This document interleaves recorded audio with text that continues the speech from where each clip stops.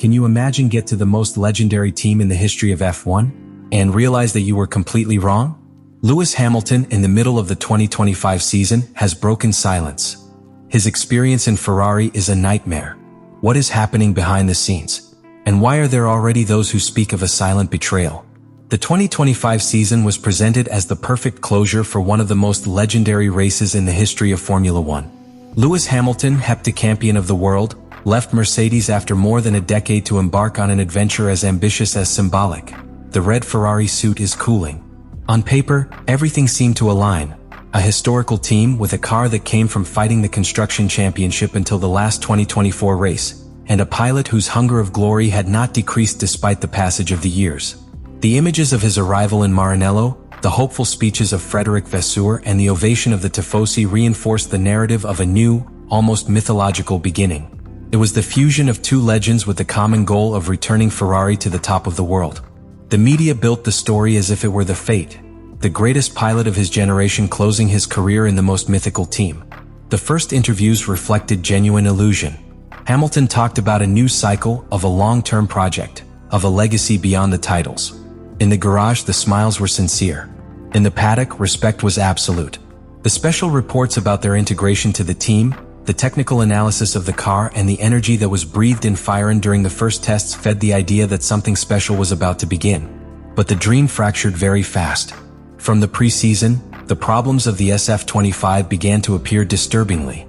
Lewis showed a slow, uncomfortable adaptation. His gestures in the car were different.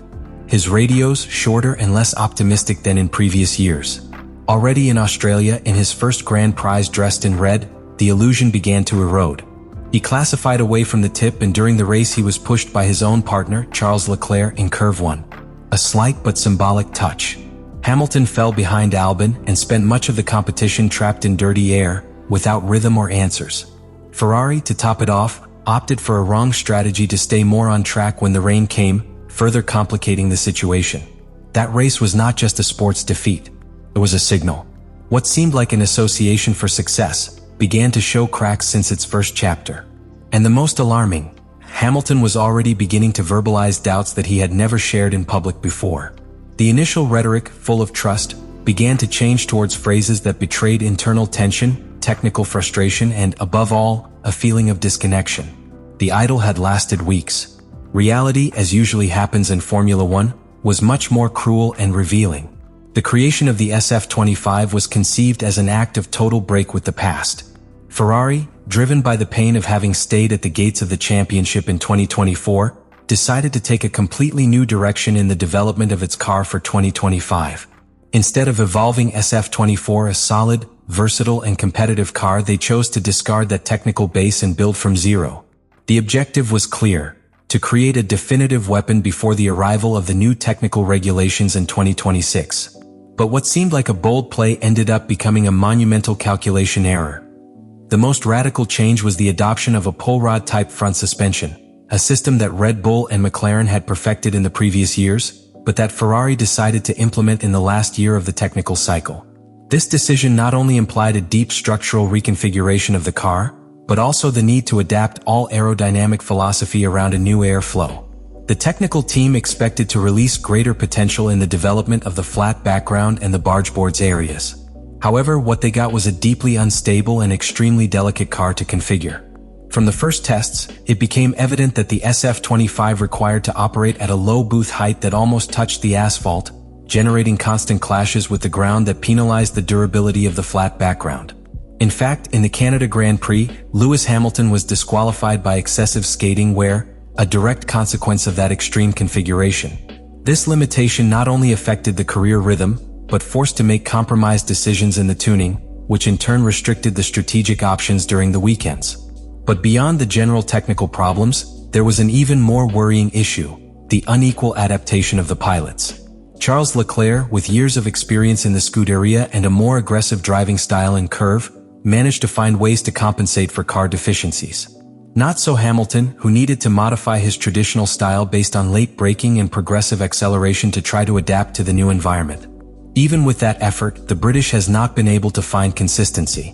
While Leclerc has managed to capitalize on specific moments and stay competitive, Hamilton has been caught in a spiral of technical mismatches and lack of trust.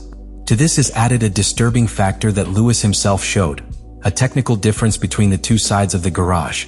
In your own words, there is an element of the car that does not work well, only in its configuration. While there are no official statements that confirm unequal treatment, the fact that the most successful pilot of all time suggests that his car is paying below that of his partner, it is a difficult alarm to ignore.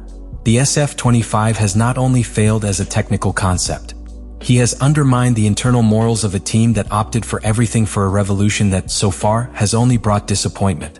And with each passing race, not only lost points accumulate, but also questions without an answer about a car that was born to win, and is condemned to frustrate. The emotional breakdown point did not leave with an abandonment, even with a disqualification. He arrived with something much more painful for a champion like Lewis Hamilton: repeated impotence. The key moment was lived after the Spanish Grand Prix. There, before the cameras, Hamilton did not need to shout or blame. A brief phrase was enough, full of deep wear and tear: "It has been one of the worst races I remember." It was the confession of someone who, after months of effort, adaptation, and diplomacy, was reaching its emotional limit. "I did not speak, only the pilot frustrated by a bad result." The competitor spoke that he feels is wasting time, who has opted for a cause that no longer knows if it is worth it. And it was not an exaggeration. Since the beginning of the championship, Hamilton has been trapped in a non-compliance promises loop. An improvement narrative was preceded to each Grand Prix. "We have new data, we have corrected the heights, the correlation in the wind tunnel is better." But on the track, the story was always the same: a car that does not react as it should, wrong strategic decisions, and a growing difference with its teammate. Even when it seemed to find rhythm, as in the shot-out sprint of China, where it shone with a masterful lap, the flashes were punctual and were never consolidated in constant performance. There was no continuity, there was no visible progress. Just wear. This type of frustration is different from the one who lives when a car is slow. It is a frustration with multiple layers: technical, human, organizational. Because for Hamilton, it is not just a poor car, but about a structure that, according to himself, has not suggested, is not aligned with the champion's mentality. In several interviews, their statements point to a more deep problem than aerodynamics or suspension. A work culture that seems disconnected from the standard that he imposes. He talks about systems that must change, rigid mentalities, of things that can't count. And that is where the drama intensifies. It is not just what happens on the track. It is what is not said, what is hidden behind the walls of Maranello. That silence, combined with the media pressure, the criticism of the former pilots, the constant comparison with Leclerc, and the lack of clear responses, is making a dent. In Hamilton, that wear is not expressed with scandals or tantrums. It shows in gestures. In empty looks after getting out of the car. In the way in which, more and more, their answers become short phrases, measures, almost defensive. How avoids committing to optimism in the press conferences, as if he already knew that the solution will not arrive soon.